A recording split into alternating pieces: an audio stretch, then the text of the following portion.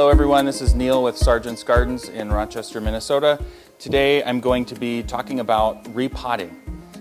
Repotting is a question we get year-round. People who have often purchased new plants will look at a new plant and ask if it needs to be repotted. Most of the time, the plant material that we have in the store does not need to be repotted immediately. Most often you can wait 6 months to a year before you're repotting a plant that you've purchased in a nursery container.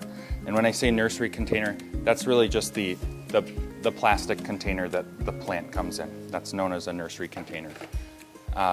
Again, most often 6 months to a year before you have to think about upgrading it. When it is time to upgrade your plant, that's what upgrading is what I'm calling it, and that would be when you're taking your plant from the existing nursery container and putting it into something either decorative or upgrading it to the next size container. The general rule, you'd only want to go up container sizes 2 inches at a time. So I'm taking this 8-inch container. This was a hanging basket, and we're actually going to be planting it in a 10-inch terracotta plastic container. And again, there's a couple signs that we want to look at, a couple indicators that the plant will tell us before we repot. So the first thing would be to pop this plant out of its container and really take a look at the roots. If your plant's done well and it's happy where it is, it's put on a lot of new foliage, your roots will be very active as well.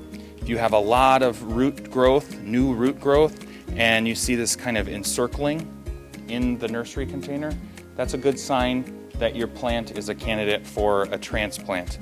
The other thing, if you've had a plant for say 3 or 4 years and it's done moderately well, the plant, the top growth, the foliage, is probably more than the root mass in the container. So that would be the age of the plant. If you haven't done anything for 3 to 4 years, it's time to upgrade your plant. The last thing would be the soil, the condition of the soil. Soil does break down, potting mix does break down. So sometimes you'll notice if you've had a plant in a pot for a while, you water it and the water is running right out. It could be very dry, or it could be losing its airspace. That would be another plant that would be a good candidate for repotting.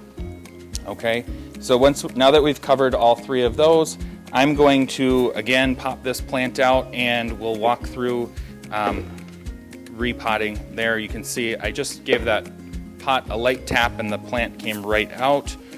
As we begin the repotting process, take off any plastic that you see there, and we're going to lightly disturb the roots.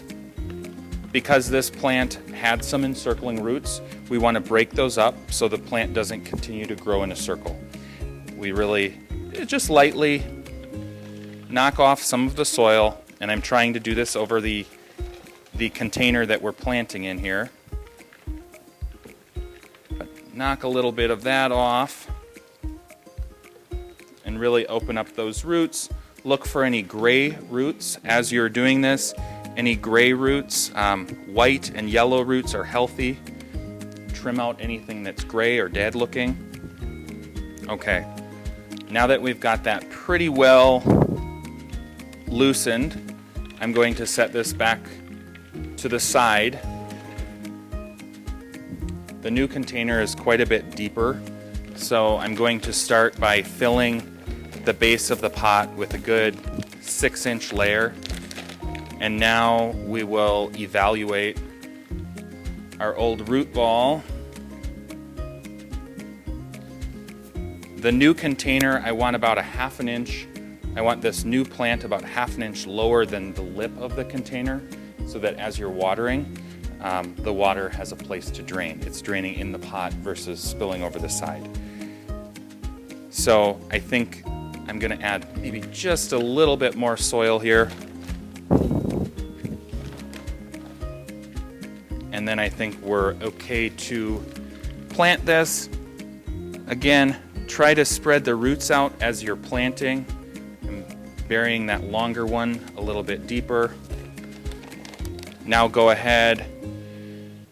I'm pressing the plant down firmly, not hard, but I'm just keeping it in place and working the soil around the outside of the container.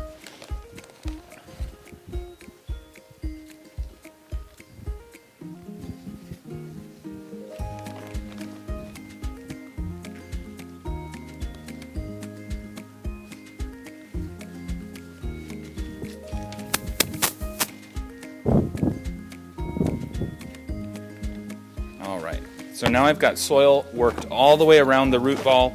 I'm lightly pressing down the sides just to make sure that I have good soil to root contact.